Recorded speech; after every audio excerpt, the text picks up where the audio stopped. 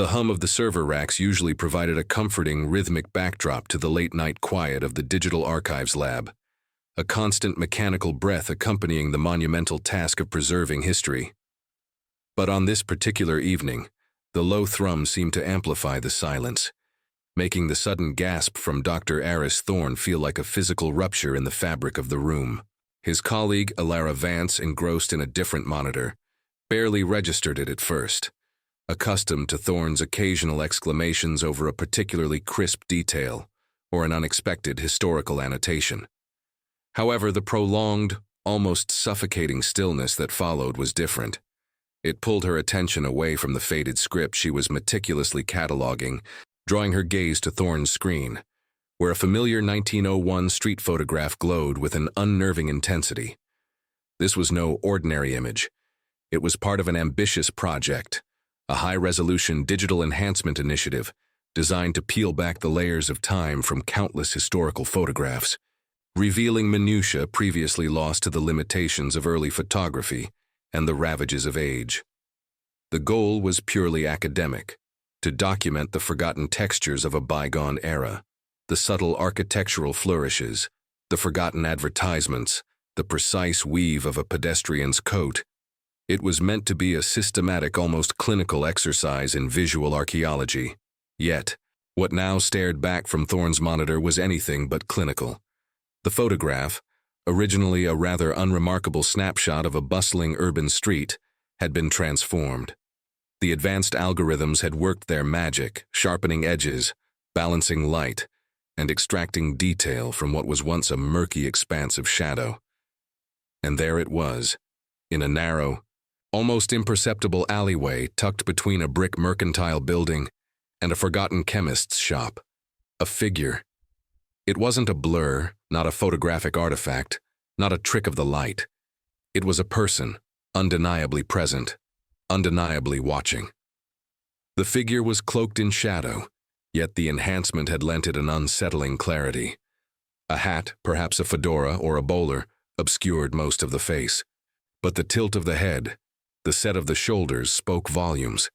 It was a posture of profound stillness, of deliberate concealment, a silent observer whose gaze, though unseen by the original photographer or the century of casual viewers, now felt intensely focused, not on the camera but on the vibrant, oblivious street scene unfolding before it. It felt like a strategic calm had descended upon the lab, a deep internal shock masked by the researchers' ingrained methodical analysis. Anyone witnessing the moment might have been surprised by their lack of outward frenzy, but inside, a profound tremor had begun. Alara felt a cold knot tighten in her stomach. Her initial thought was a glitch, an anomaly, a phantom of the digital process.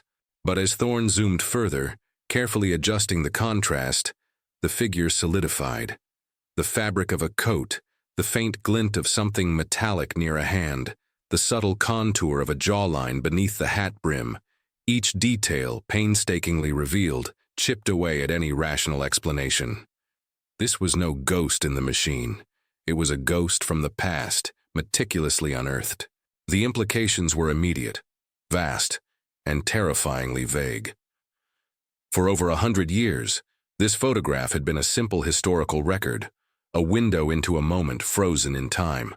Now it was a witness to something else entirely.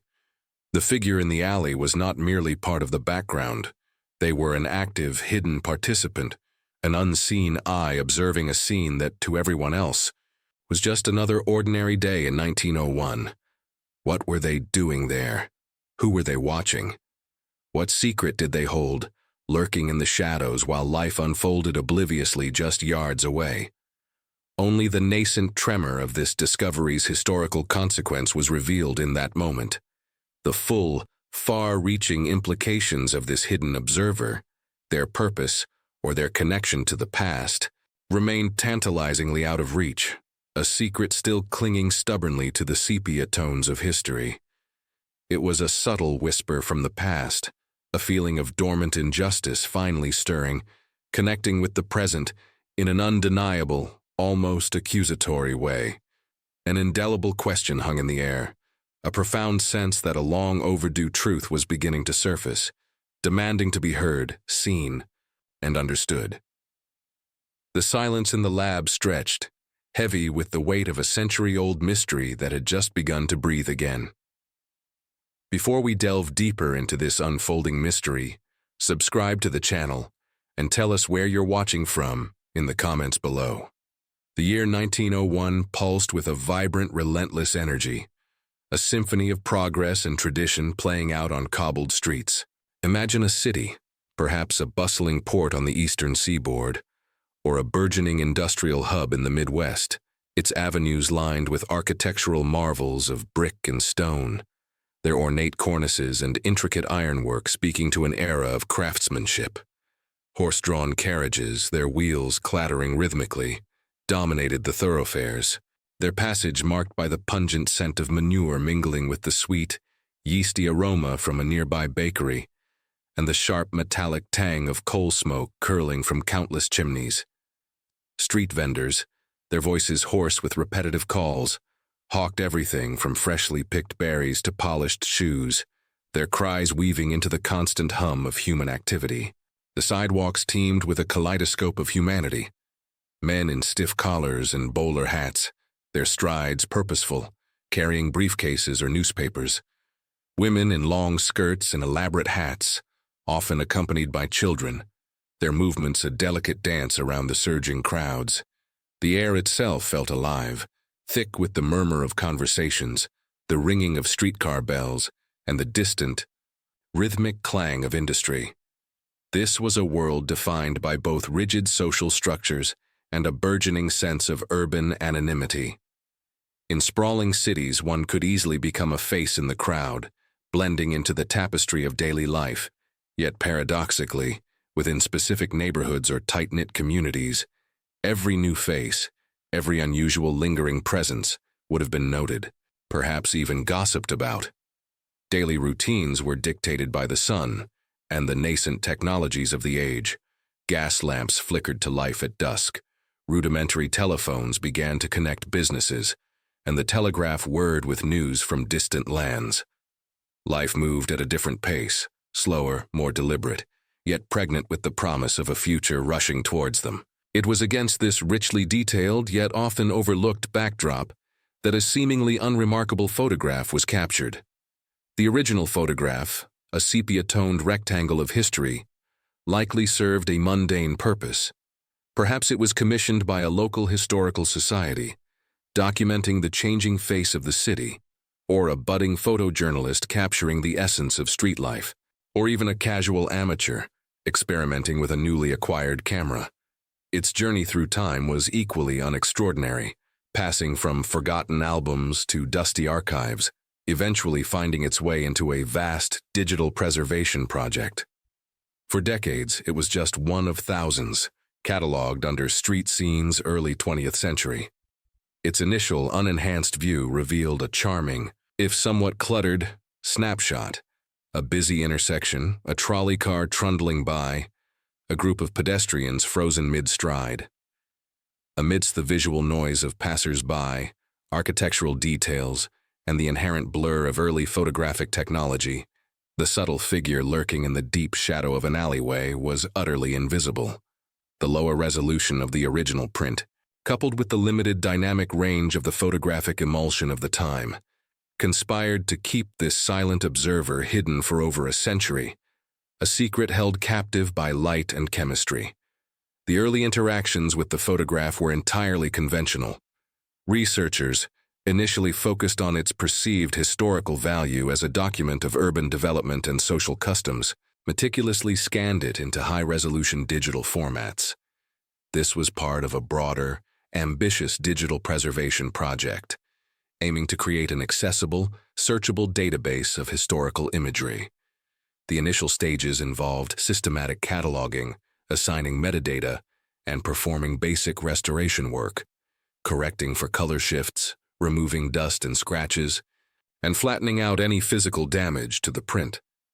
These were routine tasks, part of the painstaking process of bringing fragile historical artifacts into the digital age, ensuring their longevity and accessibility. No one suspected the profound secret nestled within its pixels. a truth patiently awaiting the precise convergence of technology and human curiosity. Subtly, however, as the project progressed, an undercurrent of skepticism began to emerge among some members of the research team. Early anomalies, faint blurs or unusual shadow patterns in other images, were often dismissed as mere photographic defects, artifacts of the primitive equipment, or the inherent limitations of the medium. "It's just lens flare," one researcher might have quipped, or a slight movement during the long exposure, another would reassure. This prevailing attitude of rationalizing away visual oddities, a natural inclination in academic environments, set a challenging precedent. It meant that when the truly inexplicable began to surface, the team would not only have to grapple with the mystery itself, but also overcome their own ingrained biases and the initial skepticism of their peers, a subtle battle against the very nature of historical interpretation. The stage was being meticulously set for a revelation that would force them to confront the limitations of their own perceptions and the profound depths of what history could still conceal. The challenge of interpreting historical photographs, particularly those from the nascent days of the 20th century, runs far deeper than merely observing what is visible on the surface. Photography in 1901 was a marvel, certainly, but it was also a nascent art and science, fraught with technical limitations that often obscured more than they revealed. Long exposure times were a significant hurdle, demanding subjects to remain unnervingly still, transforming bustling street scenes into ghostly blurs, or rendering moving figures as spectral apparitions. The limitations in capturing shadow detail were equally profound. Deep alleyways, the undersides of awnings, or the interiors of dark doorways often dissolved into impenetrable blackness, vast oceans of lost information where countless details could hide unnoticed. Early photographic plates struggled with dynamic range, meaning bright areas would often be overexposed while darker sections remained underexposed, leading to a general unreliability of the photograph as an objective, comprehensive record. It was a medium that, by its very nature, filtered reality, making every captured image a curated glimpse rather than a complete truth. Yet, despite these inherent limitations, history has shown us time and again that photographs, even the most unassuming ones, can harbor deeper truths, challenging established narratives, and revealing hidden facts.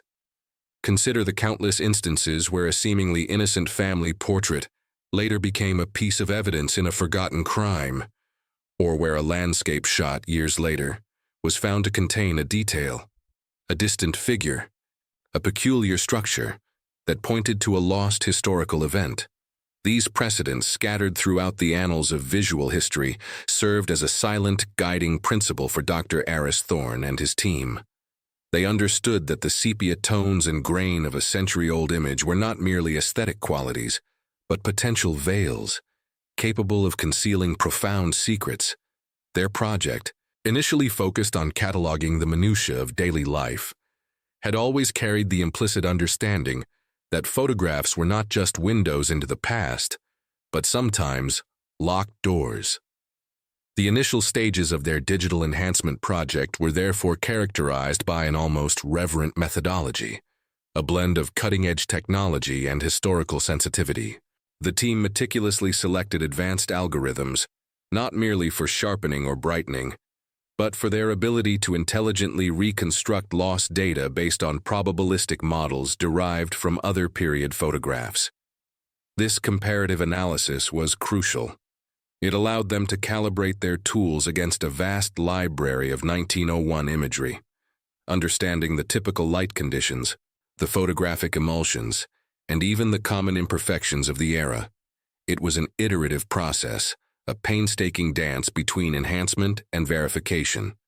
They would apply a filter, then step back, comparing the results not just to the original, but to their extensive knowledge of early 20th century photographic techniques and urban environments.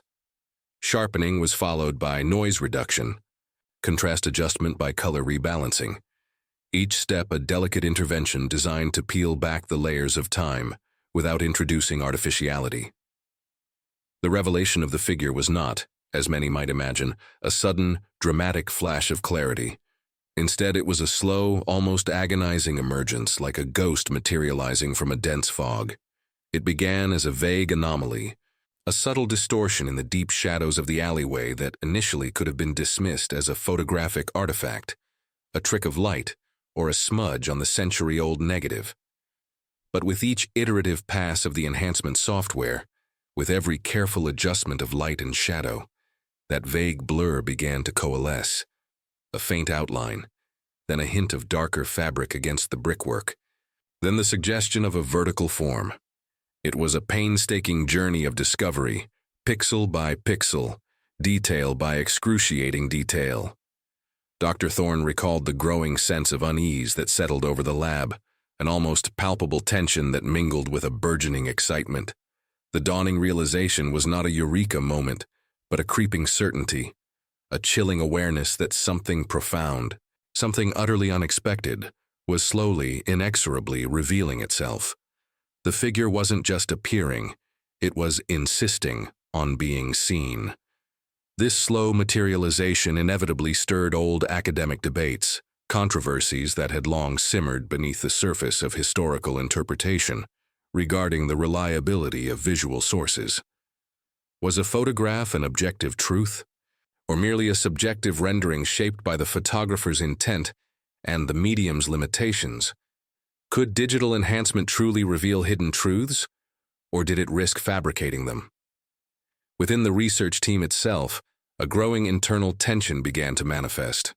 Some, like Thorne, felt an almost spiritual pull, a sense of righting a historical wrong by giving voice to this silent observer. Others harbored a cautious skepticism, questioning the ethical boundaries of digital manipulation, even in the name of historical accuracy. Yet, as the figure's presence became undeniably distinct, its form and posture suggesting a sentient being rather than a random pattern of pixels, they were all forced to confront a historical crack they never knew existed. This photograph, once a benign document of a bygone era, was now a gateway to an untold story, a silent witness demanding attention, and the team, collectively, felt the immense weight of its unspoken secrets pressing down upon them. They were no longer merely researchers. They were reluctant participants in a century-old drama, drawn into its orbit by the relentless march of technology and the enduring power of a hidden gaze. As the enhancement process continued its relentless march, each iteration of the algorithms, each delicate adjustment of hue and contrast, served to peel back another thin layer from the century-old emulsion, revealing not clarity, but a more intricate web of questions. What had once been a mere smudge, a ghostly aberration in the alley's oppressive gloom, began to resolve into the undeniable outline of a human form. It was a slow, agonizing birth of detail, each tiny revelation a fresh prick of unease for the researchers. First, the subtle curve of a fedora's brim, almost imperceptible. Then the distinct line of a high collar, the broad cut of a heavy wool coat. The way the light, or rather, the absence of it, sculpted the figure's posture suggested a deliberate stance, a stillness that was anything but casual. This wasn't merely a person caught unawares. This was someone positioned, observing, waiting. Each new attribute that solidified from the digital fog was like a broken promise of historical clarity, replacing a vague anomaly with a new, more complex enigma. These were these small episodes of revelation, moments that in isolation might seem insignificant, but accumulated into a profound shift in perception. Dr. Thorne remembered the day a specific luminance filter, applied almost on a whim by a junior analyst named Elena, suddenly highlighted a faint yet unmistakable glint near the figure's chest. Was it a watch chain? A pin? A badge? The team huddled around the monitor, their breaths held, trying to decipher the minuscule reflection. Another instance saw a sophisticated edge detection algorithm reveal the intricate pleats of trousers, or perhaps a skirt, beneath the heavy coat, blurring the initial assumption of gender. Particular contrast adjustment brought forth a shadow that seemed to suggest not just a unique posture, but perhaps a subtle lean, as if against the alley wall, or peering around a corner. Each discovery, rather than providing an answer, only deepened the mystery, adding another brushstroke to a portrait that remained stubbornly faceless, yet increasingly present. The figure was no longer just an anomaly. It was an accumulating collection of unsettling details. The growing emotional toll on the research team became palpable, a quiet undercurrent of tension that permeated the lab. The figure's constant silent presence in the enhanced images began to feel less like a subject of study and more like a painful silence, a witness whose story was just out of reach, perpetually on the verge of articulation, yet forever mute. There was an uncanny sense of being watched, not by the figure itself, but by the sheer weight of the historical mystery it represented. Late nights became more frequent, punctuated by the soft hum of computers and the quiet murmurs of researchers poring over screens, their faces illuminated by the eerie glow of the monitors. The initial academic detachment had eroded, replaced by a profound, almost personal investment in uncovering the truth behind this spectral observer. The boundary between objective research and subjective experience blurred with each passing day. Behaviors among the researchers began to shift in subtle, yet noticeable ways. Some, like Thorne, became almost obsessively focused, poring over every pixel, cross-referencing minor details with obscure historical fashion guides or architectural blueprints of the era.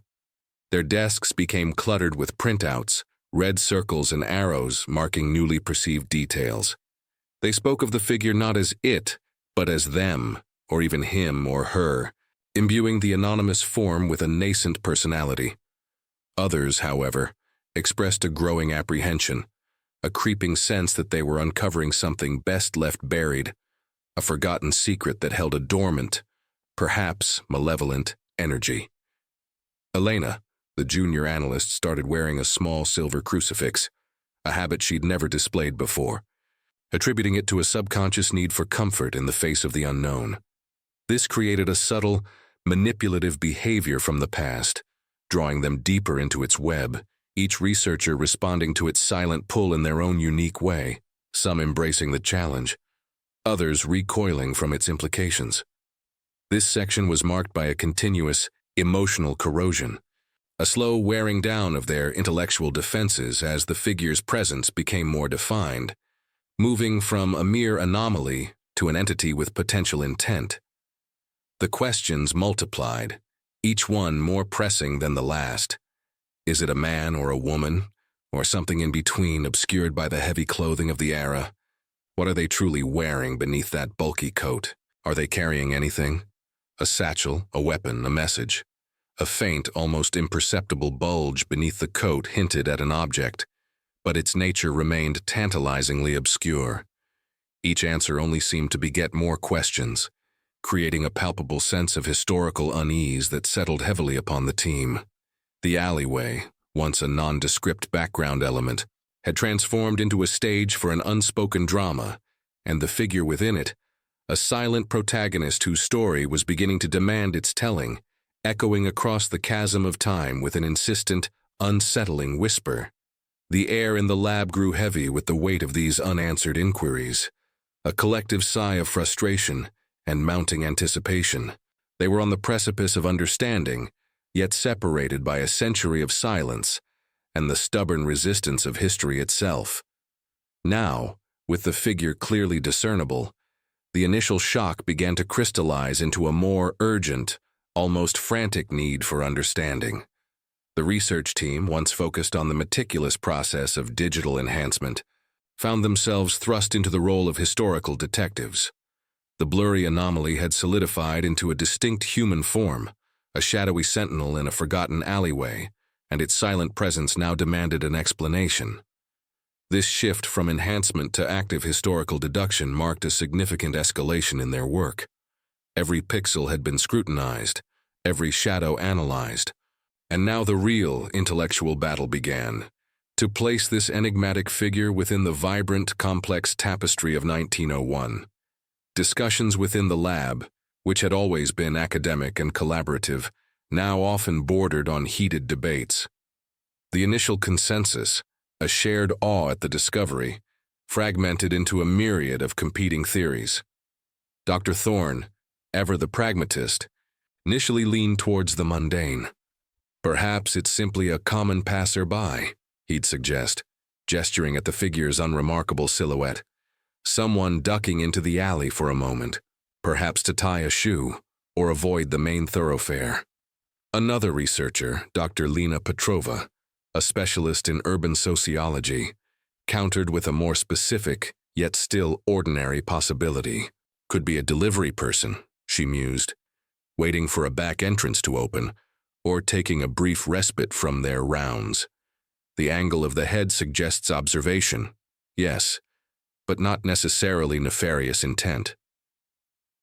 But as more details were painstakingly teased out, the particular cut of a long coat, the brim of a hat, the stillness of the pose, the mundane explanations began to feel increasingly insufficient. The figure wasn't merely pausing, they appeared to be waiting, watching. This subtle distinction fueled the more speculative theories. One junior researcher, a history enthusiast with a penchant for true crime, proposed it could be a criminal, lying in wait for an unsuspecting victim, or perhaps a lookout for an illicit transaction. This was quickly met with skepticism regarding the lack of any overt signs of criminal activity in the main street scene, but the idea, once voiced, lingered. More compelling theories emerged from the deeper dives into the social fabric of the era. Could it be a private detective, hired to observe a particular individual or establishment? The early 20th century was a boom time for private investigators, with industrial espionage and marital infidelity cases rife. The figure's almost invisible presence, tucked away in the shadows, certainly fit the modus operandi of a discreet operative, or perhaps a political spy, given the burgeoning international tensions and local labor movements of the time. The very idea that this photograph, taken on a seemingly ordinary day, could harbor such a dramatic secret electrified the team. Yet another, more unsettling theory was whispered: a witness to an unknown, perhaps illicit or tragic event that unfolded just out of frame, a silent observer whose presence hinted at a deeper, darker narrative. And then there was the most speculative, almost taboo suggestion, voiced by a visiting folklorist: a spectral presence, a ghost inadvertently captured by the nascent technology, a remnant of a past trauma clinging to the physical world. While quickly dismissed by the scientific-minded members, even the mention of it added to the growing sense of the uncanny. These discussions, though intellectually stimulating, were not without their social pressures. The potential for a groundbreaking discovery was immense, a career-defining moment for anyone involved. But this heady prospect was constantly tempered by the stringent demands of academic rigor.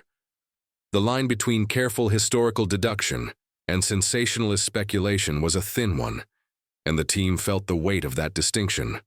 Colleagues from other departments, hearing whispers of their Ghost in the Alley project, began to offer silent judgments.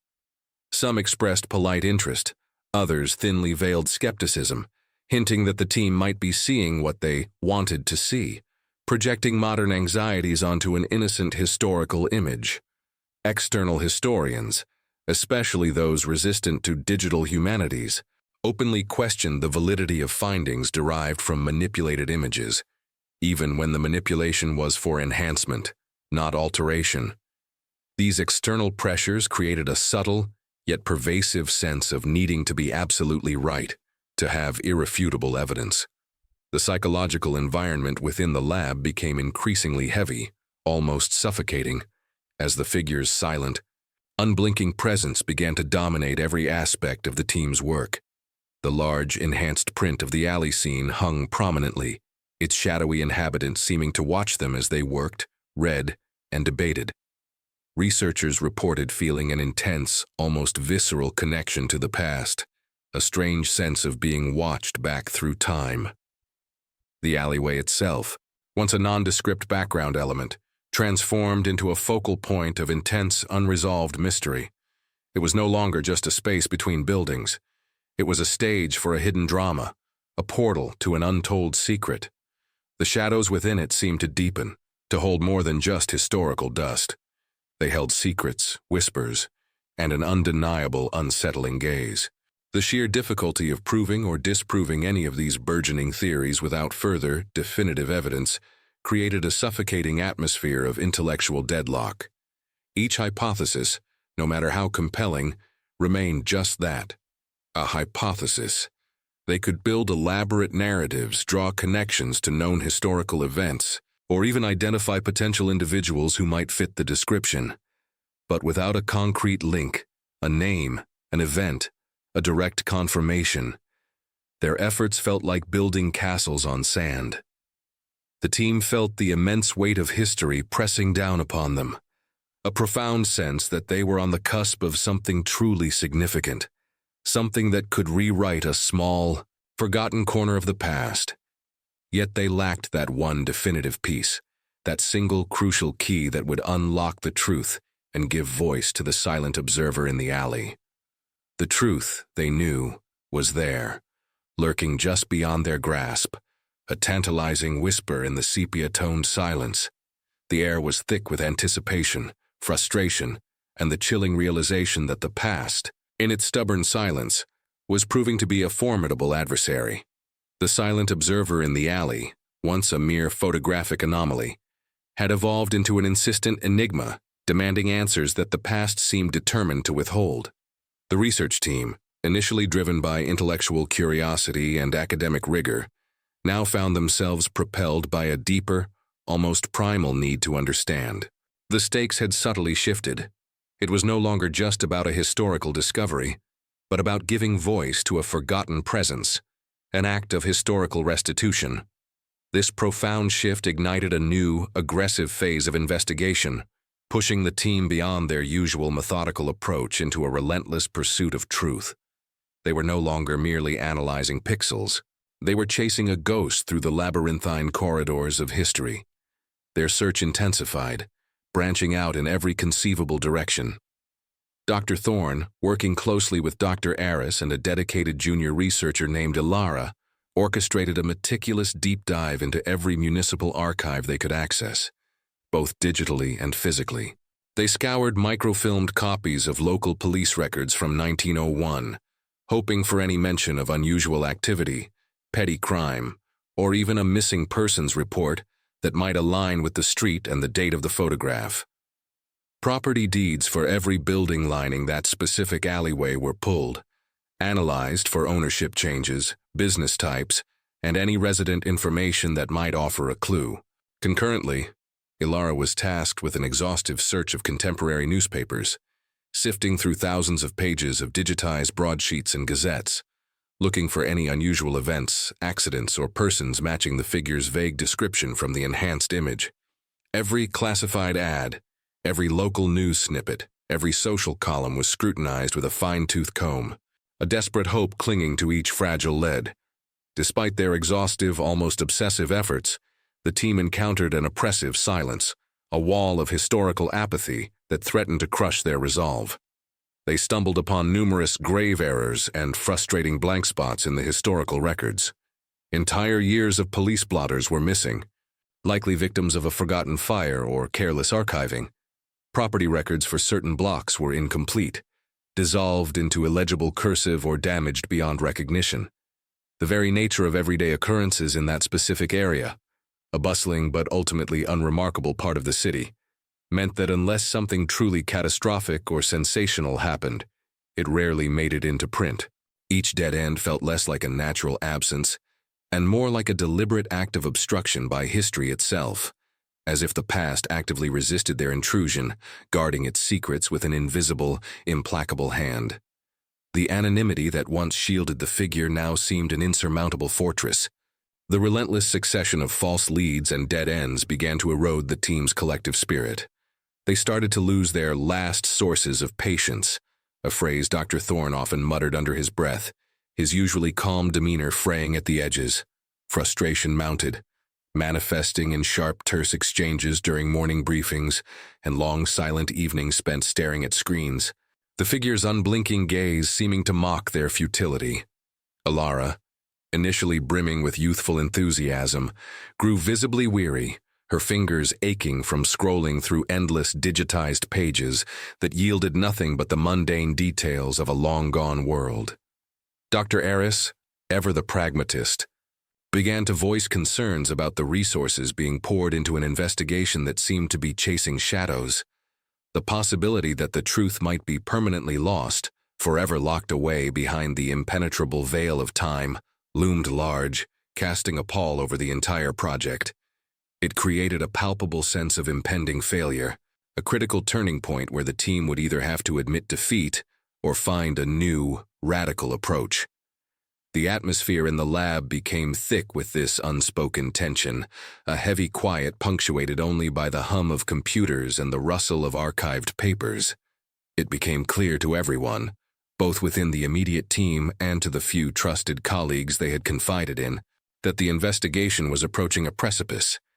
They stood on the edge of a profound revelation, or a crushing realization about the inherent limits of historical inquiry. The figure in the alley, once an intriguing puzzle, had become a symbol of their intellectual struggle, a silent challenge from the past. Every discarded newspaper, every incomplete ledger, every archival black hole intensified the feeling that something very big is about to happen. This wasn't merely about finding a name.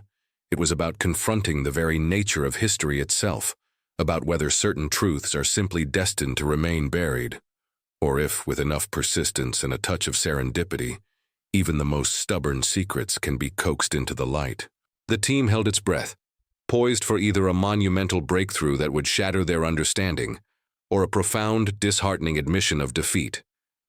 The team held its breath, poised for either a monumental breakthrough that would shatter their understanding, or a profound, disheartening admission of defeat. The air in the lab, thick with the scent of old paper and ozone, seemed to vibrate with the unspoken question of their future. Dr. Thorne, refusing to accept the limits of their current methods, proposed a radical, almost desperate pivot. Instead of focusing solely on official records and major newspapers, he suggested they cast a wider net, delving into the most obscure, often overlooked repositories of local history, community newsletters, church bulletins, even personal memoirs and diaries that might have been digitized and archived in forgotten corners of the internet, or university special collections. It was a painstaking, needle-in-a-haystack approach, born of pure, unadulterated desperation. Ilara, despite her fatigue, embraced this new mandate with a renewed, if fragile, determination. She spent countless hours sifting through microfiche reels from small, defunct local gazettes, publications that rarely made it into mainstream historical databases. The glare of the old machine strained her eyes, and the endless stream of advertisements for patent medicines and society gossip threatened to dull her senses completely. Dr. Aris, meanwhile, took to cross-referencing names from early census records with property owners adjacent to the alley, hoping to unearth any familial connections or long-forgotten disputes that might have drawn an observer to that specific spot. Their efforts felt like an act of faith, a final, fervent prayer to a history that had, until now, remained stubbornly silent. Then, late one Tuesday evening, as the city outside settled into its nocturnal rhythm, and only the hum of the servers broke the quiet of the empty lab, Ilara stumbled upon it. It wasn't in a grand historical society collection, nor a meticulously curated digital archive. It was buried deep within the digitized archives of a long-defunct neighborhood gazette, the Elm Street Echo, a publication so minor it had barely survived its first decade. Her heart, which had grown accustomed to the dull thud of disappointment, suddenly hammered against her ribs. She had been scrolling through pages of mundane local news from September 1901, about a dog show and a new bakery, when a small, faded article, almost an afterthought, caught her eye. Its headline was unassuming, almost dismissive: "Peculiar sight near Old Brewery Alley." The article, barely 3 paragraphs long, described an unusual incident that occurred on the exact date the photograph was taken. It spoke of a stranger of quiet demeanor, seen loitering near the mouth of Old Brewery Alley, observing the street with an unsettling intensity. The description of the individual was startlingly precise for such a minor piece. A gentleman in a dark, slightly oversized overcoat, wearing a distinctive, wide-brimmed fedora pulled low, obscuring much of his face. It mentioned his peculiar habit of remaining perfectly still for extended periods, seemingly observing the comings and goings without participation. The Gazette dismissed him as merely an eccentric, a harmless oddity. But the details, the specific location, the date, and above all, the description of his attire and posture, were an undeniable chilling match for the enhanced figure in their photograph. Ilara felt a jolt of adrenaline course through her veins, a sensation so potent it almost brought her to her knees. This was the extreme decision by the hidden past to finally yield its secret, a surprising action by the research team's unconventional, exhaustive search that had paid off in the most spectacular way. She immediately contacted Dr. Thorne, her voice trembling with a mixture of disbelief and exhilaration.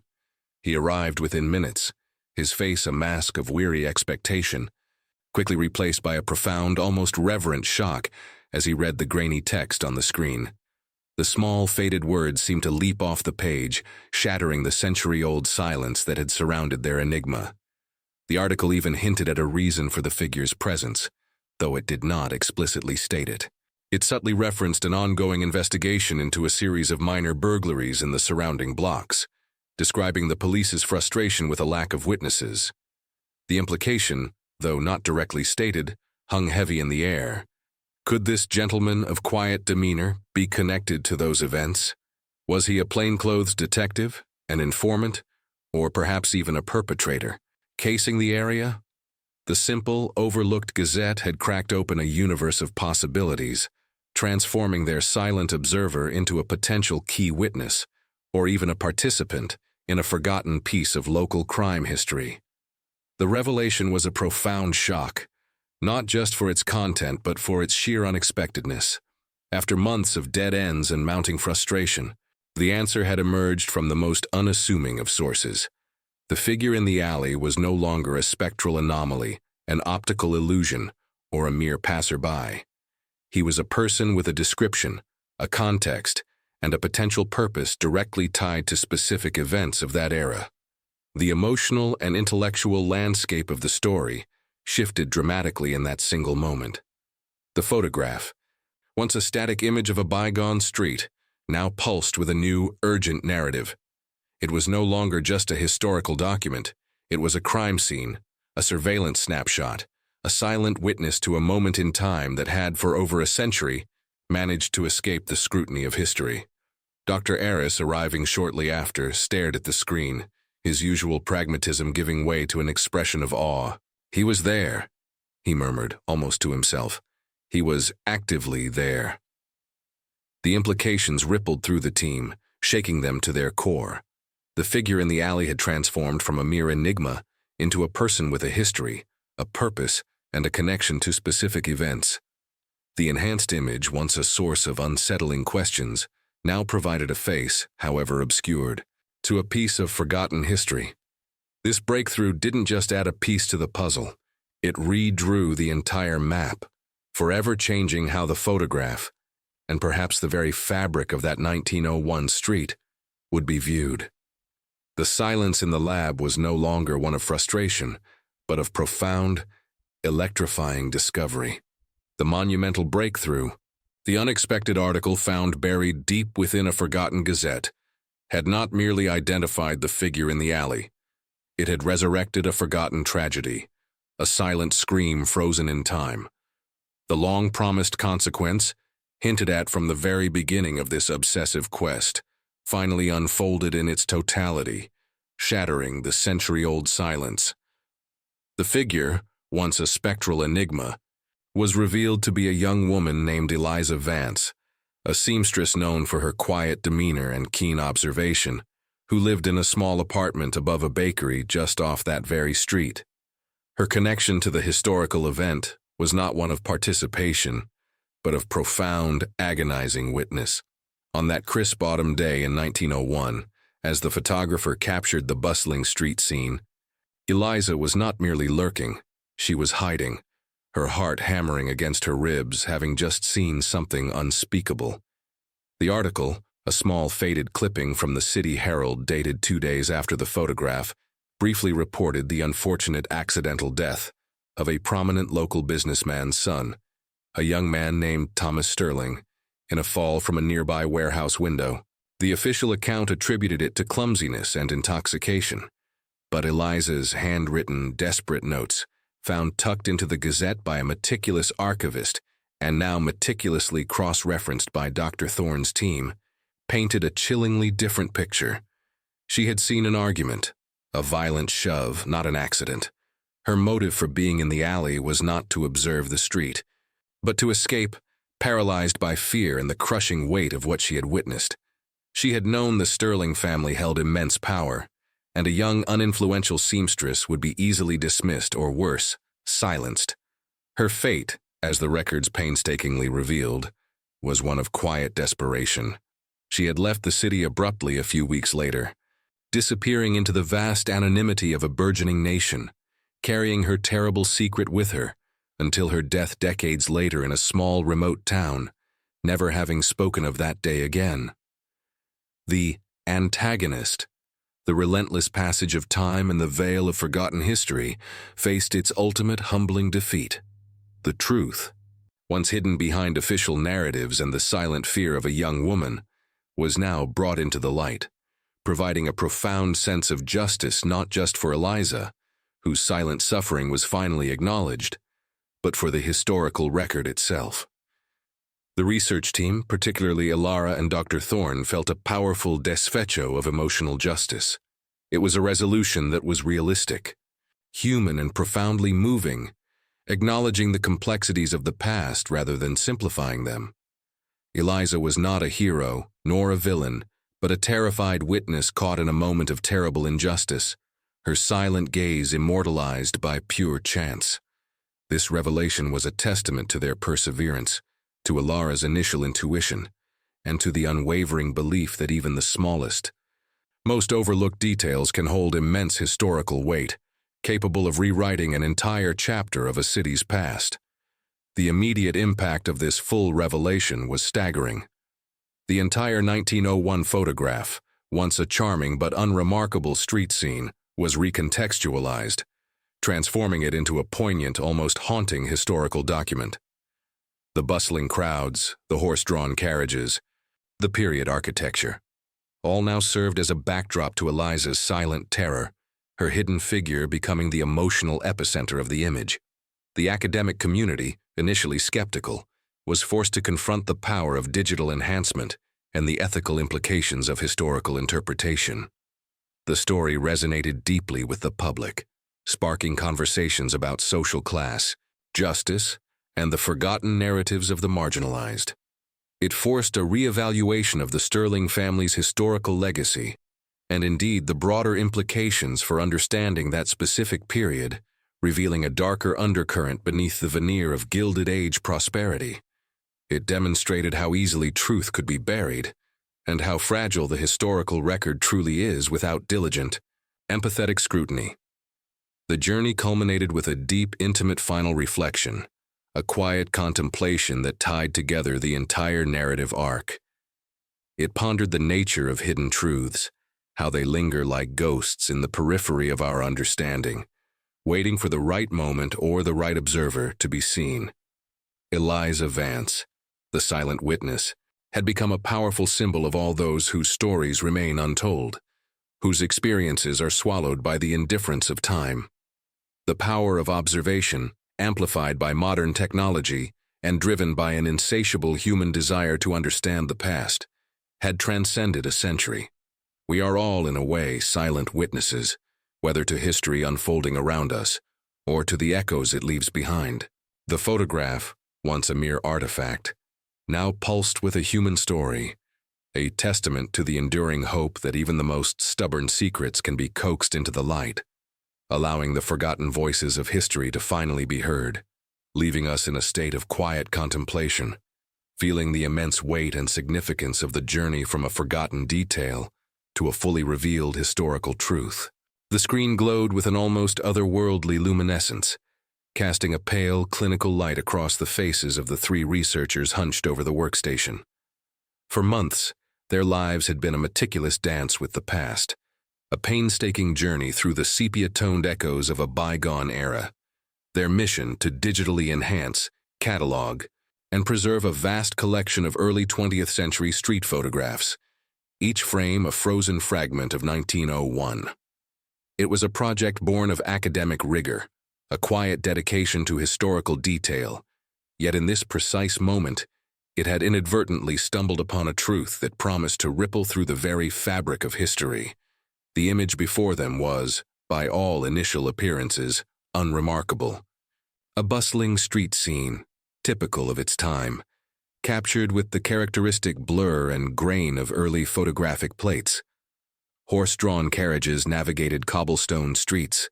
Pedestrians in their long coats and hats moved with a phantom elegance, and storefronts displayed the quaint advertisements of a forgotten commerce. It was a tableau of everyday life, destined for a quiet corner in a digital archive, until the advanced algorithms, designed to sharpen and clarify, began their work on a particularly deep shadow. Hidden within the cavernous maw of a narrow alleyway, a space previously dismissed as mere photographic noise, a form began to coalesce. It wasn't a sudden, startling apparition, but a slow, almost agonizing materialization, pixel by pixel, detail by subtle detail. The high-resolution digital enhancement, pushed to its absolute limits, peeled back layers of time, dust, and optical illusion, revealing not an artifact, not a trick of light, but a human figure. The silence in the room became profound, heavy with the weight of a century. Dr. Eleanor Vance, the lead historian, felt a cold knot tighten in her stomach, a sensation strangely at odds with the almost strategic calm that settled over her features. Beside her, Thomas Albright, the lead photographic archivist, leaned closer, his breath held, his eyes wide with a mixture of disbelief and dawning recognition.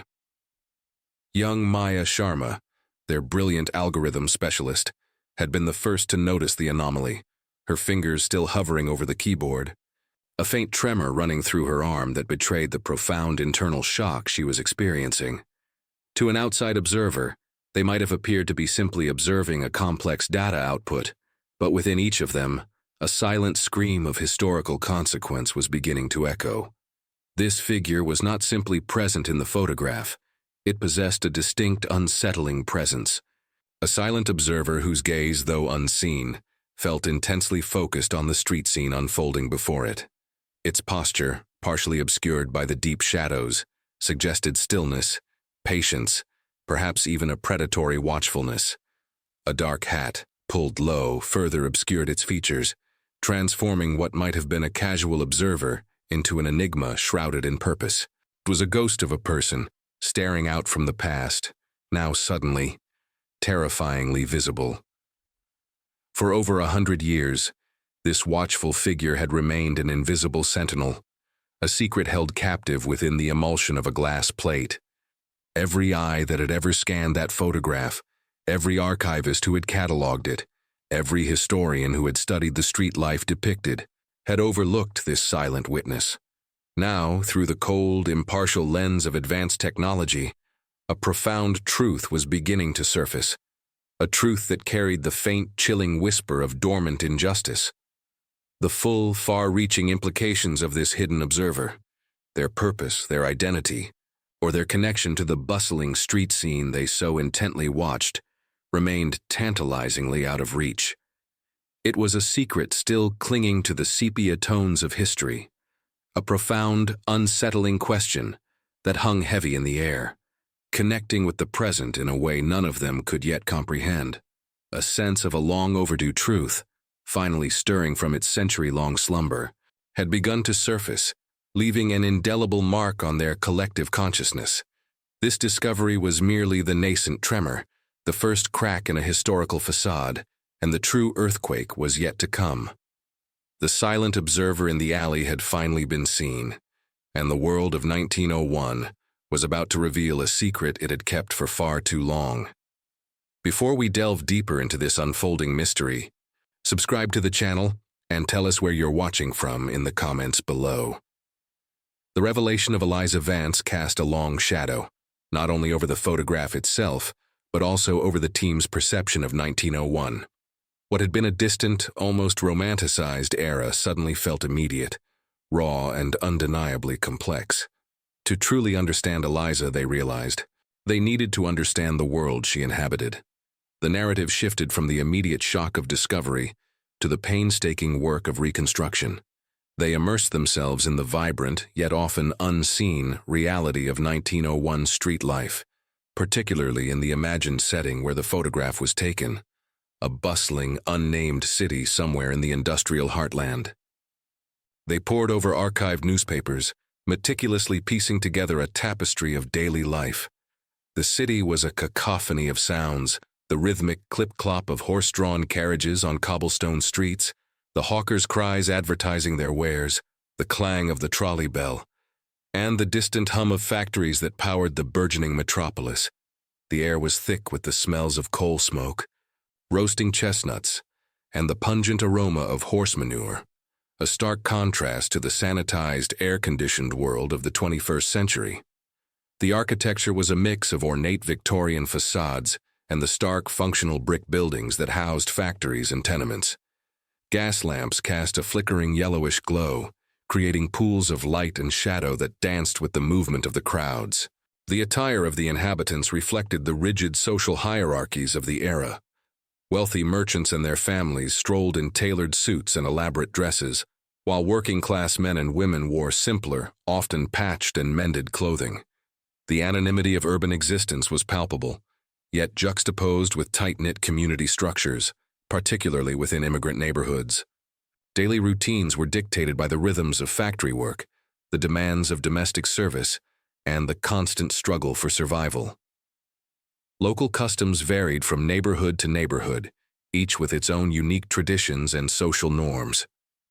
The nascent technologies of the early 20th century, electric lights, telephones, and automobiles, were slowly transforming the city, but the horse-drawn carriage remained the dominant mode of transportation, and the vast majority of the population still lived without indoor plumbing or electricity. The team turned their attention to the original photograph itself. Its likely purpose, they speculated, was street documentation, perhaps commissioned by the city government to record the changing urban landscape. It could have also been a casual snapshot taken by an amateur photographer, or even journalistic imagery intended to illustrate a news story. The photographer remained unknown, their identity lost to time, but the image itself had somehow survived, making its way through various collections and archives to the present-day Digital Preservation Project.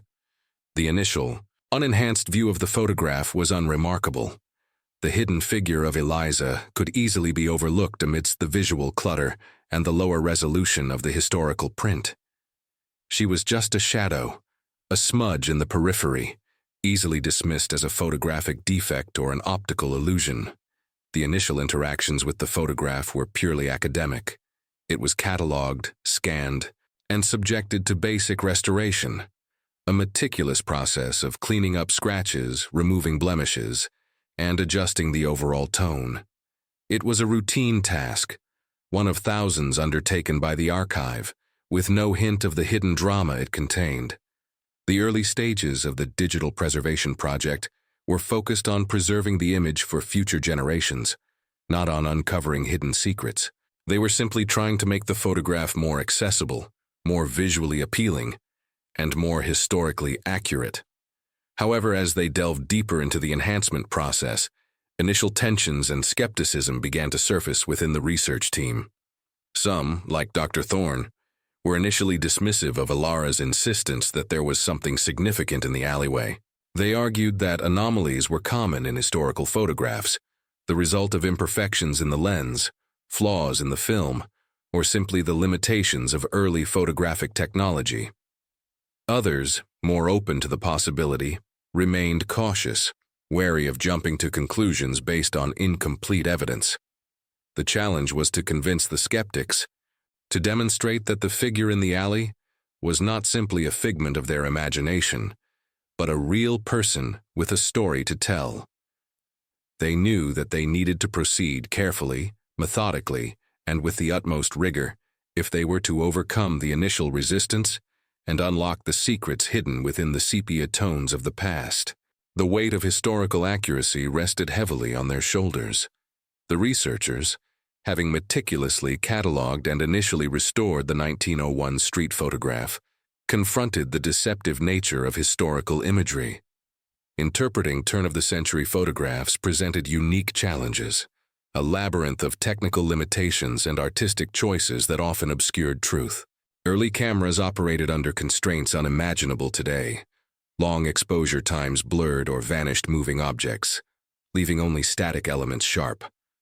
A bustling street could become a strangely still tableau, a frozen moment where the ephemeral ceased to exist. Early emulsions were also poor, especially in shadow detail. Dark areas, like the alleyway where the anomaly lurked, often dissolved into impenetrable black, swallowing nuance or hidden forms. This made early photography unreliable as an objective record, a constant hurdle, reminding them that what was seen was only a fraction of what was truly there, filtered by nascent technology and the photographer's perspective. These limitations profoundly shaped how history was recorded. An empty street corner might have been a hive of activity, simply beyond the camera's capture. This historical context was crucial. The absence of evidence rarely equated to the absence of an event. Their work wasn't just enhancing an image, it was peering through a technological veil, reconstructing a more complete reality. They recalled instances where photographic evidence, initially dismissed, later revealed hidden facts or challenged narratives. The Cottingley Ferries photographs, though debunked, showed public susceptibility to visual suggestion, while overlooked details in documentary photography yielded insights into forgotten conditions. Such precedents served as both cautionary tale and inspiration, contextualizing their discovery within a broader history of visual deception and revelation, reinforcing that photographs could harbor deeper, unsettling truths waiting to be unearthed. With this understanding, the team transitioned to advanced digital enhancement, a meticulous process extracting data from aged silver halide grains. Their sophisticated methodology relied on advanced algorithms, chosen to address 1901 photography's limitations. They began with multispectral imaging, capturing the photo under various light frequencies to differentiate true image data from damage. This was followed by comparative analysis, cross-referencing with hundreds of other period photographs to calibrate algorithms and distinguish genuine visual information from common photographic artifacts. This iterative process of sharpening, noise reduction, and contrast adjustment was a continuous cycle of refinement, human judgment guiding digital tools, making minute adjustments, and re-evaluating results. The figure's revelation was not a sudden flash, but a slow, methodical emergence, like a ghost materializing pixel by painstaking pixel. Initially, it was a denser shadow cluster, resisting noise reduction, retaining a subtle texture. Then a dehazing algorithm revealed a faint vertical line, followed by a slight curvature hinting at a form. The team, led by Dr. Aris Thorne and Alara Vance, spent weeks, sometimes months, on this stubborn patch. Each adjustment, each new filter brought more detail, transforming a vague anomaly into a discernible form. It demanded immense patience and obsessive attention, pushing technology and perception to their limits. The emotional and intellectual journey of the lead researchers involved growing unease, tempered excitement, and a dawning profound realization. Initially, there was the thrill of overcoming technical hurdles, the satisfaction of new information from an old image. But as the alley form solidified, a quiet unease took hold. Not fear, but subtle disquietude, a feeling of peering into a moment perhaps not meant to be seen. Alara, with her artistic eye, spoke of the figure's presence, even as a smudge. Dr. Thorne, the historian, initially dismissed anthropomorphizing data, but couldn't deny the anomaly's growing palpability. Excitement shifted from technical achievement to the profound realization they were uncovering a hidden witness, a silent observer whose century-unseen gaze felt intensely focused on the street scene, on the moment the photograph was taken. Old academic debates on visual sources, once abstract, now resonated with visceral relevance. Historians had long grappled with photography's subjective nature, biases, and limitations. This discovery amplified these debates, showing an innocuous street scene could conceal a critical element, not through manipulation, but technology and circumstance. The team referenced seminal photographic theory, discussions evolving from technical specifications to philosophical inquiries about historical truth and the ethics of posthumous voyeurism. The alley figure embodied a historical crack they never knew existed, a testament to history often being incomplete, perhaps curated by its recording methods. The growing internal tension within the research team became palpable as the figure's presence became undeniable. What started as a shared academic pursuit fostered subtle divisions. Some embraced the mystery with fervent zeal, convinced of a groundbreaking revelation. Others felt creeping apprehension, sensing they disturbed a long-settled past, perhaps intruding on a purposefully obscured private moment. Hushed conversations arose about the ethical implications of deep enhancement, questioning if some secrets were best left buried. Scientific inquiry blurred into a moral gray area. The figure, still indistinct, exerted a powerful psychological influence, forcing them to confront not just a historical anomaly, but their role as interpreters of the past. They were no longer mere observers. They were participants in a silent, century-old drama, its weight growing heavier daily. The alleyway, once a backdrop, now felt like a stage, its hidden figure slowly, inexorably stepping into the light, demanding its story. As the enhancement process relentlessly pressed forward, the stubborn, shadowy patch within the alley yielded its secrets with agonizing slowness, each pixel shifting under the digital microscope. What was once a mere smudge, an indistinct blur that could easily be dismissed as a photographic artifact, began to coalesce. First, the subtle outline of a rounded form emerged, suggesting the crown of a hat, perhaps a bowler or a fedora, a common accessory of the era. Then, with a delicate adjustment to contrast and a focused application of noise reduction, the distinct cut of a coat materialized, its fabric seemingly heavy, suggesting wool or a similar sturdy material, characteristic of early 20th century attire. The subtle angle of a head, bowed slightly or perhaps turned, offered the first hint of posture, a silent narrative whispered from the past. Each incremental detail was a tiny, hard-won victory, yet each also deepened the profound mystery, adding layers rather than clarity. These revelations unfolded as a series of small, almost intimate episodes. Ilara, her eyes often strained from hours of staring at the screen, was the first to pinpoint a specific filter that, when applied, seemed to make an unusual garment detail pop. It wasn't a button or a seam, but something less conventional. Perhaps a pocket flap or a specific type of lapel that didn't quite align with typical streetwear for a casual passerby. Dr. Thorne, ever the pragmatist, then experimented with a particular contrast adjustment that unexpectedly highlighted a shadow falling from the figure's arm, suggesting a unique, almost deliberate posture, as if leaning or perhaps holding something close. Each discovery was like a broken promise of historical clarity. Instead of providing definitive answers, each new piece of information replaced a simple anomaly with a new, more complex enigma, fueling the team's intellectual hunger, while simultaneously unsettling their peace of mind. The figure, once a blank canvas for speculation, now carried the weight of emerging yet fragmented characteristics. The growing emotional toll on the research team became increasingly evident. The figure's constant, silent presence, now more defined in the enhanced images, began to feel like a persistent, painful silence. It was a witness whose story, a century old, was just out of their reach, tantalizingly close yet frustratingly mute.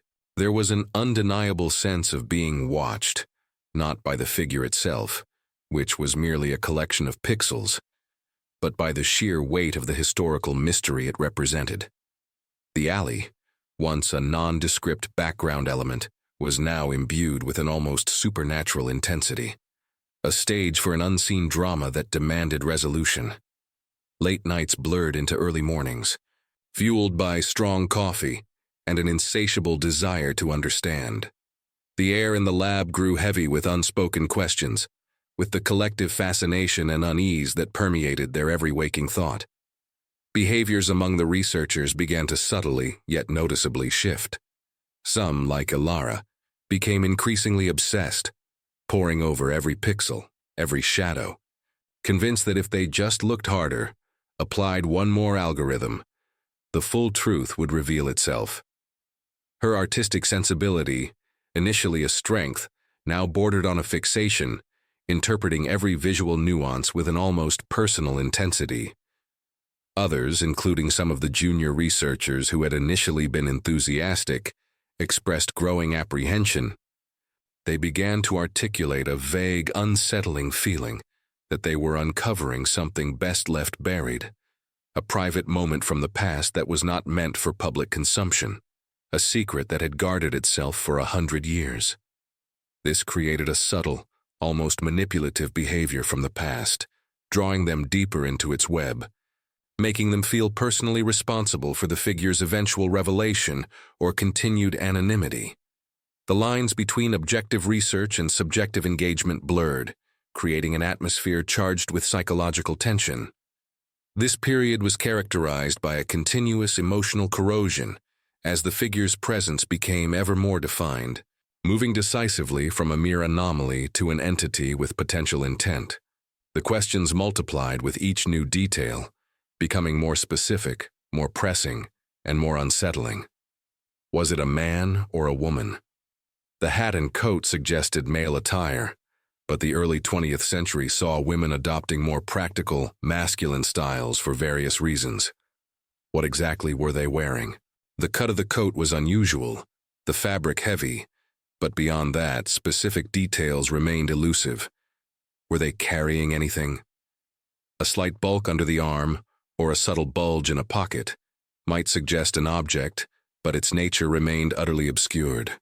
Each answer, however partial or speculative, only begot more questions, creating a palpable sense of historical unease that permeated the lab. The figure in the alley was no longer just an image. It was a silent, persistent interrogator, challenging their assumptions and demanding they confront the profound gaps in their understanding of a moment captured in time. The weight of its untold story pressed down on them, a constant, unsettling presence. With the figure now clearly discernible, its form no longer a mere suggestion, but a stark, undeniable presence, the tensions surrounding its interpretation began to escalate dramatically within the research lab. The initial awe of discovery had given way to a more urgent, almost frantic energy. Dr. Eris Thorne, his usually calm demeanor now etched with a subtle intensity, pushed the team beyond mere enhancement to active historical deduction, a relentless attempt to place the shadowy individual within the intricate, often unforgiving context of 1901. The grainy pixels had coalesced into a person, and that person, by their very existence, demanded an explanation. Discussions within the team, once collaborative and measured, intensified daily, often bordering on heated debates that echoed through the quiet halls of the archive. The small conference room, usually a place of quiet contemplation, transformed into a crucible of competing ideas. Various theories, each more elaborate than the last, emerged from the collective intellect, ranging from the utterly mundane to the wildly speculative. Some argued the simplest explanation: a common passerby, perhaps a delivery person taking a momentary respite in the shadows, or a weary laborer seeking shelter from the midday sun. They pointed to the figure's relatively unremarkable attire, suggesting an ordinary citizen caught unawares by the camera's lens. Yet even this seemingly innocuous interpretation felt insufficient, failing to account for the figure's almost deliberate concealment, the way they seemed to press themselves against the brickwork. Ilara Vance, ever the intuitive observer, championed the more intriguing possibilities. She suggested the figure might be a detective, subtly observing a street scene, perhaps on a stakeout for a petty thief or a more serious criminal. Her theory was backed by fragments of historical knowledge about early police surveillance techniques and the common practice of plainclothes officers blending into urban environments. Others posited an even grander, more clandestine narrative. A spy, perhaps, engaged in some shadowy turn-of-the-century intrigue, a whisper of industrial espionage or political maneuvering hidden in plain sight. The idea of a criminal, lying in wait for an opportune moment, also found traction, stirring a primal unease. But the most unsettling theory, one that resonated with the lingering sense of unease, was that of a witness to an unknown event, someone who saw something profound or terrible unfold on that very street, their silent vigil captured by chance. A few, in hushed tones, even dared to utter the word spectral, though Dr. Thorne quickly dismissed such notions as unscientific, clinging to the empirical. Each theory, however, was backed by frustratingly sparse fragments of historical knowledge or comparative imagery, enough to tantalize but never enough to confirm. As the internal debates raged, the team began to feel the subtle, yet pervasive, social pressures that inevitably arise with the potential for a groundbreaking discovery. Word of their ghost in the alley began to leak beyond their immediate department, spreading through hushed conversations in university corridors and academic conferences. The potential for a monumental revelation, one that could redefine an entire historical moment, clashed fiercely with the uncompromising need for academic rigor and the ever-present dangers of sensationalism. Colleagues from other departments, particularly those rooted in more traditional historical methodologies, began to offer what felt like silent judgments, their raised eyebrows and knowing glances conveying skepticism. External historians, initially intrigued, soon joined the chorus of doubt, questioning the validity of drawing such profound conclusions from a single, digitally enhanced image. They demanded irrefutable evidence, a definitive link, something beyond the tantalizing silhouette. The team found themselves walking a tightrope, caught between the thrill of discovery and the fear of academic ridicule. The psychological environment within the lab grew heavy and suffocating. The figures' silent presence, projected onto large screens, dominating their waking hours, began to exert an almost hypnotic influence. Researchers reported feeling an intense, almost visceral connection to the past, a sense of being watched back through time by those unseen eyes in the alley. Sleep became elusive for some, their dreams filled with sepia-toned streetscapes and a lurking shadow. The alleyway in the photograph, once a mere background element, transformed into a focal point of intense, unresolved mystery, a portal to a hidden truth that refused to yield. Every glance at the image felt like an interrogation, a silent plea from the past for its story to be told. The weight of that unspoken narrative pressed down on them, an invisible burden. The sheer difficulty of proving or disproving any of the myriad theories without further, definitive evidence created a suffocating atmosphere of intellectual deadlock. They had pushed the technology to its limits, extracted every conceivable pixel of information, yet the figure remained an enigma wrapped in an old coat. The team felt the immense, crushing weight of history, knowing with a profound certainty that they were on the cusp of something truly significant, a revelation that could rewrite a forgotten chapter. Yet they lacked that one definitive piece, that crucial Rosetta Stone, to unlock the truth. The archive, once their ally, now felt like an impenetrable fortress, guarding its secrets with a stubborn, century-old silence. They were trapped, suspended in a state of agonizing anticipation, surrounded by theories but devoid of proof, the figure in the alley silently mocking their inability to piece together its story. The frustration was a tangible thing, a growing tension that threatened to unravel the very fabric of their dedicated research. The alleyway, once a backdrop, now felt like a stage, its hidden figure slowly, inexorably stepping into the light, demanding its story. This demand pushed the research team into a phase of critical intensity, an all-consuming investigation that strained every resource and tested every nerve. The sheer elusiveness of the past, the scarcity of definitive records, and the relentless passage of time now coalesced into a formidable antagonist, actively working against their pursuit of truth. What began as a meticulous digital enhancement project transformed into a desperate historical manhunt, its target a specter from over a century ago. Driven by the figure's undeniable presence, the researchers committed to more aggressive investigative tactics. Dr. Thorne spearheaded a deep dive into municipal archives, meticulously sifting through dusty ledgers, faded maps, and forgotten census records from 1901.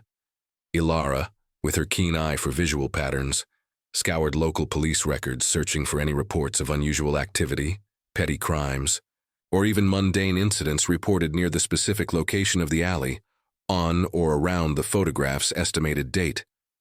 They painstakingly cross-referenced property deeds for every building lining that particular street, hoping to uncover a resident, a business, or an event that might shed light on the silent observer. Despite these exhaustive, almost obsessive efforts, the team encountered numerous grave errors and blank spots in the historical records. Entire decades of local council minutes were missing, presumed lost in a fire, or simply discarded as unimportant. Police blotters from the turn of the century proved frustratingly sparse, often recording only major felonies or civic disturbances, with little to no detail about the everyday occurrences that might have contextualized their figure. Each missing document, each destroyed record, each archival dead end felt less like an unfortunate oversight and more like a deliberate act of obstruction by history itself, a silent refusal to yield its secrets. Frustration mounted, palpable and heavy in the air of the usually calm research lab. The initial intellectual thrill of discovery had long since given way to a grinding emotional toll. Leads proved false. Newspaper articles from the period offered tantalizing but ultimately irrelevant glimpses into other lives, and the figure remained stubbornly anonymous, a silent, unyielding enigma. The team began to lose their last sources of patience, the quiet hum of the servers now seeming to mock their lack of progress, the flickering images on their screens, a constant reminder of the truth just beyond their grasp. The possibility that the complete truth might be permanently lost loomed larger with each passing day. They expanded their search, casting a wider net into the social fabric of 1901. Genealogical records were consulted, attempting to identify families who lived or worked in the vicinity. Old city directories were cross-referenced with known businesses, speculating on the trades or services that might have drawn someone into that specific alleyway. Yet every avenue seemed to lead to a cul-de-sac. Every new search term in digitized newspapers returned thousands of irrelevant hits, drowning out any potential signal in a sea of historical noise. The sheer volume of data, once a blessing, now felt like an overwhelming curse, designed to conceal rather than reveal. The internal dynamics of the team, once a harmonious blend of intellects, began to fray under the relentless pressure. Heated discussions, once academic debates, now occasionally veered into emotional outbursts. Some clung desperately to the belief that the answer was still out there, just waiting for the right key to unlock it. Others, increasingly weary, started to voice doubts, questioning the validity of their pursuit, wondering if they were chasing a phantom, a trick of light and shadow, rather than a genuine historical entity. The psychological environment became heavy and suffocating, the silent presence of the alley figure dominating their waking thoughts and even their dreams. The intellectual deadlock was profound. Without further definitive evidence, any theory remained just that, a theory. The team was caught in a purgatorial state, unable to move forward, yet unwilling to abandon the profound implications of their discovery. The weight of history felt immense, a tangible force pressing down on them, reminding them of the vastness of the past and the fragility of its records. They knew they were on the cusp of something significant, a revelation that could rewrite a small but poignant piece of history. But the definitive piece to unlock the truth remained agonizingly out of reach. Every false lead, every dead end, every missing document chipped away at their resolve, eroding their hope of a clear resolution. The laboratory, once a sanctuary of discovery, now felt like a prison of their own making, filled with the ghosts of forgotten details. The tension was palpable, a thick, unspoken understanding that the investigation was approaching a precipice. The team was either on the very edge of a monumental breakthrough A sudden, shattering revelation that would make all the struggle worthwhile, or an admission of profound, frustrating defeat. The air crackled with a silent anticipation, signaling to anyone observing that something very big was about to happen, either an unveiling that would shatter their understanding, or a profound realization about the immutable limits of historical inquiry. The silence of the past was about to break, one way or another. The suffocating weight of historical silence pressed down on the research team, threatening to crush their last vestiges of hope. Each passing day without a tangible lead solidified the grim prospect of defeat, yet an unspoken, almost stubborn defiance still flickered in the eyes of Dr. Aris Thorne. He refused to believe that history could so perfectly conceal a truth that had been so dramatically unearthed by their technology. The figure in the alley, now so undeniably clear in the enhanced photograph, could not simply be a ghost without a story. It was an affront to their meticulous work, a personal challenge from the past itself. One particularly bleak afternoon, after a week of fruitless archival dives, Aris found himself staring blankly at the microfiche reader, the tiny flickering screen reflecting his own exhaustion. He had exhausted every logical avenue: police blotters, property records, even obscure society pages. The sheer volume of digitized material had become a labyrinth, not a library. But then, a thought, a desperate, almost illogical whisper of an idea, surfaced from the depths of his subconscious. What if the event wasn't significant enough to warrant front-page news, or even a police report that survived?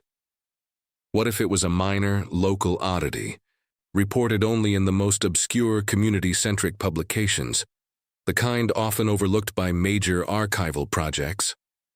He remembered an old, dusty box in the very back of the County Historical Society's basement, a collection of unbound, hand-typed newsletters from various neighborhood associations, dating back to the early 1900s. He'd dismissed them previously as too granular, too localized, unlikely to hold anything of broader historical significance. But now, with all other doors closed, it felt like the only remaining possibility, however remote. It was an extreme decision, a departure from their rigorous, systematic approach, driven purely by intuition and desperation. Aris made the call, securing a special access appointment, feeling a strange mix of foolishness,